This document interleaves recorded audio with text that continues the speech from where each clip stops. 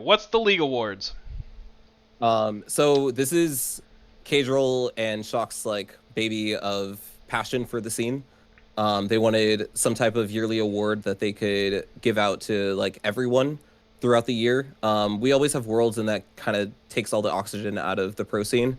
And so this is kind of the way to give players their flowers that maybe either didn't do as well at worlds but still deserve some type of praise. And to make sure that everyone kind of gets recognized throughout the year. Some of the categories for this like are player of the year. They have team for each of the major regions, which is North America North America for LCS, LEC for Europe, LPL for China, and LCK for Korea. And then team of the year, some other content creator plays, things like that.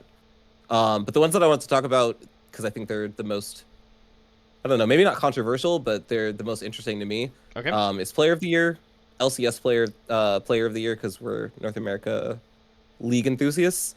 And then team of the year overall, because I think that differs from the world finalists.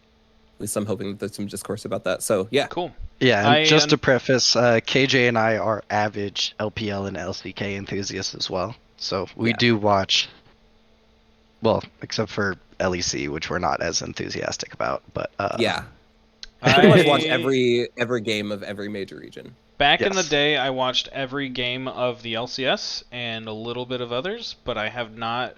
I've been a Worlds watcher for the last few years, and I have not paid attention other than that. So this Dude, is you got to definitely get back into LCS. Their cup of tea. LCS is pretty good now, and LTA. You mean the LTA? Yeah. I think it's going to be pretty good. I mean, TL and FlyQuest were pretty fun to watch as two really competitive teams last year. Unfortunately, Cloud9 imploded. I don't want to talk about it, but yeah. Yeah. It's a bad time to be a Cloud9 fan. Couldn't be me. I don't know what you're talking about. That's crazy. Okay, so player of the year. I don't think this is really that controversial. But I think it's Chovy, 100%. You don't think that's controversial? I don't think it is. I don't think that's controversial at all. I don't think you hating on my man with a bowl cut and glasses? I don't think it's Faker. It's definitely not. I do not think it's Faker. Was he the most clutch person in the world, in like the playoffs of Worlds? I'm sorry, is he both the youngest and oldest person to ever win Worlds? And do it 5 times? That doesn't mean that he was the best player of this year. The question wasn't who is the GOAT of League of Legends, because hands down that's Faker. The player of the year, who did the best this year, season 2024, that was Chovy. He was the most consistent throughout the entire year. He had great numbers, both spring and summer split. Like, he's, in my opinion, the definitive best player of League of Legends currently. I disagree. Okay. I disagree with you there. Mostly just because I think that Chovy kind of dug himself into a trench that he couldn't really get out of. He had a crush for certain champions that I think were like kind of his downfall as to like why he lost LCK Summer to HLE and why he couldn't make it all the way to the finals and Worlds. He definitely looked like he was like weighing on certain champions, and if he didn't get those, he just didn't play like Chovy. Like, I don't know what happened to him, but if you denied things like Yone from him, and he didn't get like Smolder or Corki earlier on when Corki was still valid, he just looked bad. So who's the player of the year? He did not look like himself. He looked like old. He looked like when he was on Hanwha Life Esports, or as a lot of people called it, Chovy Life Esports, where he would just like play a farm simulator, and then once he was ready to win the game, he would go. It looked like he didn't trust his teammates. It looks like he wasn't able to like step up and carry in certain ways, and that's why I think Ben is actually my GOAT for the year. Ben won both LPL splits. I think he played great the whole year. Even when BLG was suffering, he was still looking really good. And he got second place in both international events. Like, sure, he couldn't pull out the win, but I think he was by far the most consistent and dominant player the entire year. I could see arguments for Bin for sure.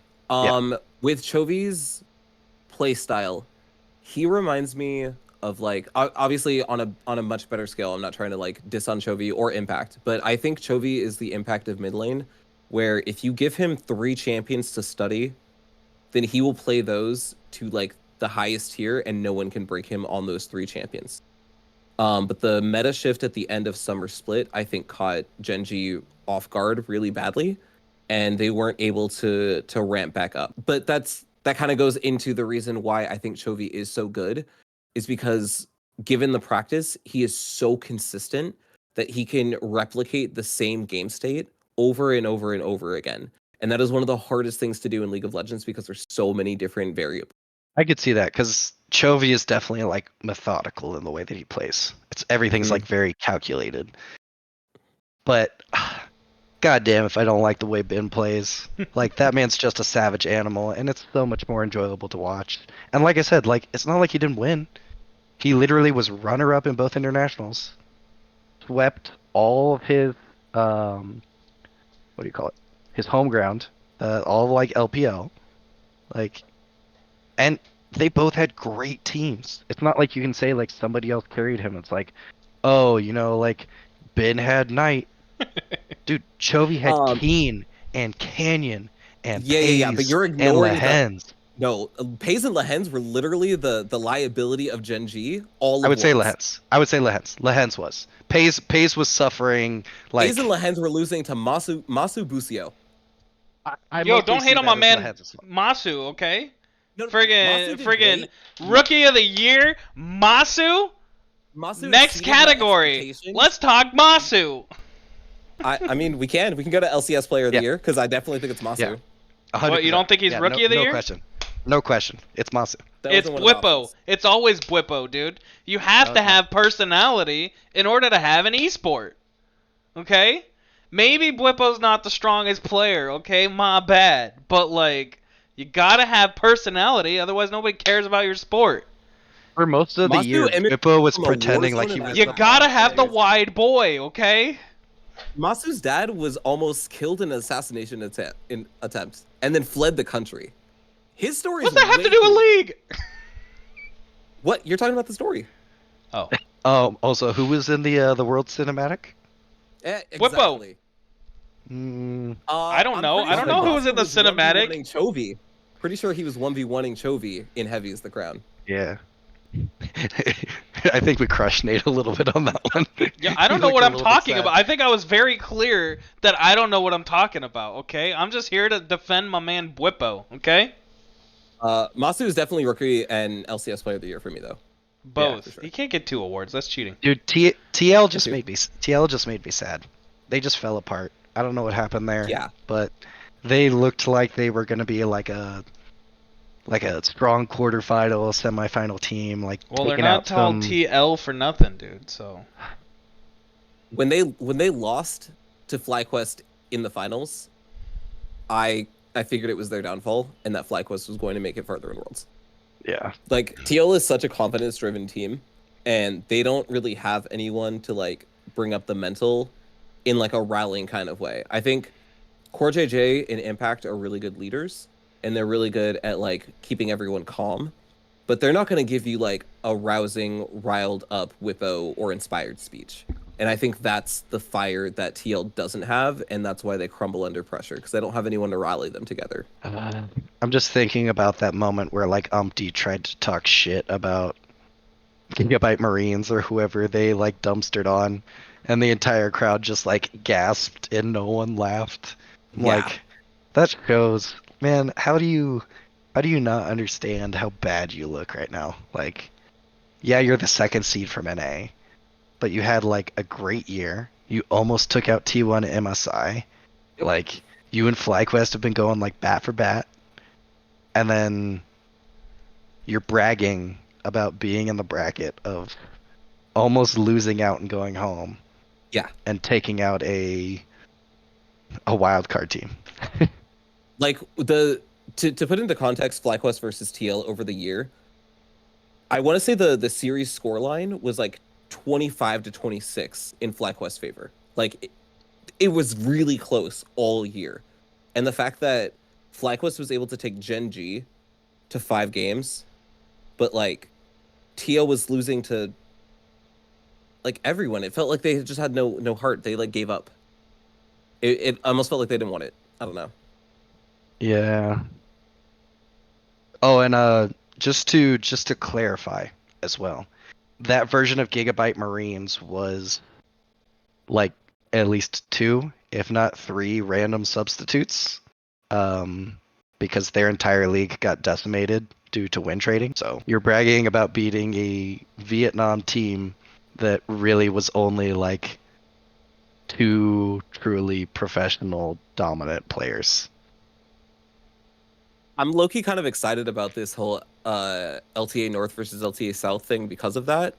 Because I think it'll humble a lot of North American teams to get beat by their Brazilian brothers by thinking, oh, they're not that good. Like, I think that's what happened to Gen G when they FlyQuest. Like, the first couple of games, I think Gen G was kind of trolling. And they didn't Oh, think they happy that Gen game. G was going to play. Yeah, they did not think that Gen G was They going to did that. They did much that in of the a fight. LCK. They did that quite a bit. They happy gamed. I've actually So noticed a lot that these emerging region teams, when they have to bring like 2 or 3 subs to Worlds, do shockingly well. Like, it's almost like everybody there has a similar mindset and can work well together on the same team. Like, that's usually the problem isn't hands when you have a sub, it's being able to work with the team. And it's almost like the meta in those regions is so defined that everybody can play on every team or something. Like, it's very interesting to me that they seem to be able to function well, even with subs. I think it's also this sounds counterintuitive, but I think they have less pressure on them to perform well because there's not a lot of expectations for them to do anything. So they just play their game because they're not expected to win anyway. So like, what does it matter if they look bad? Everyone's going to think that they're going to look bad anyway. So they have the weights are off and they can just do whatever. Exactly. And then the opposite happens for the higher seeded team because not only are they expected to win, they're expected to dominate. And the less dominant that their win is, the more asterisks and question marks that get put on that team. Like, why couldn't they close out against this team? Why couldn't they do better? And that starts to shake their confidence. Yeah. Also, apart from play-ins, the only victories Gigabyte Marines had was against Mad Lions to knock them out of Worlds, and first game versus Team Liquid, where I believe that was the series where Impact looked like he was lost. Yes. Yeah, I don't know. When he played Impact's dementia kicked in. Yeah. The heck, you can't say that. What's wrong with you? He's like our age. Yeah. He doesn't have dementia. Oh my god. I mean, I do sometimes. No, you I know don't. you do sometimes.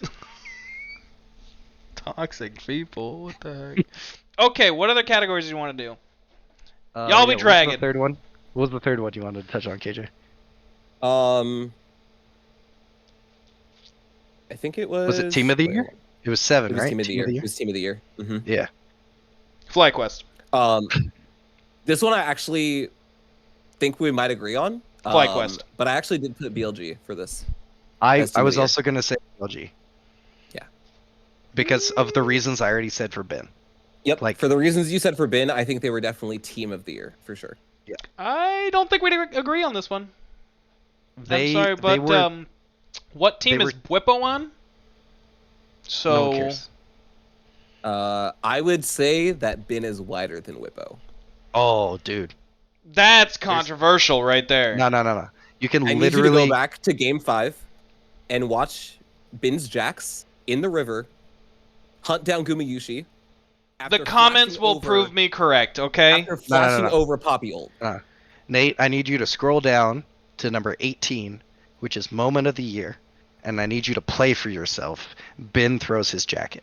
I'll get demonetized. That's it. Ooh. No, I need you to play it for yourself, not for the stream. Okay? Mm-hmm. That's it. Saw that's that. more Chad. That's more Chad than anything Blippo's done in his entire career. Yeah, but Whippo wishes he was that cool. That's Whippo, more wide dude. than anything Whippo's done in his entire career. Y'all be hating on my man. Congratulations, Whippo also made it to a finals, and he got 0-3'd. Y'all be hating on my man. Ben made it to a finals his first year and this last year, and he did not get 0-3'd either time. I love Whippo, don't get me wrong. He's great. But Giga Ben is where it's at. Whippo is like when you ask for Ben and someone says we have Ben at home, and you point out Whippo. This is toxic, dude. I will not stand for my man getting harassed like this. This is unacceptable. I think Dragging his name through the mud. NA, but he is no Ben. I'm sorry, does Ben have titles in multiple regions? I didn't think so. Okay? My man Whippo's got them titles stacking up, okay? You know why Ben doesn't have titles in multiple regions? Because he's trash. Because he's not ready to retire yet. He's still seriously playing in the LPL. That part. Okay, final thoughts, boys. How are we closing out? Make sure that everyone that cares to go at least check out the website, go vote, engage. I'm sure it's going to be a fun and interesting award show. Ceadrel's been hyping it up since Worlds or before Worlds. So yeah, it should be a good time. And just to Maybe we can clarify, do like a live react. For anybody that's hating on it, just to clarify, the votes are one part of the system that wins. It is not a community vote to win. It is the community gets the vote, and then there's a panel that also has votes, and that's how they choose the winner. So, So it's not going to be just like the most popular for Yes. things like that. yes. And it's Ceadrel mentioned on his stream that they're going to be going into like reasons as to why one person won over another. So they're going to be giving like kind of like an award show. Like this is why. Nice. I like that. Thanks for watching this esports segment. Let us know if you want us to do more esports stuff. Like and subscribe, and we'll see you in the comments.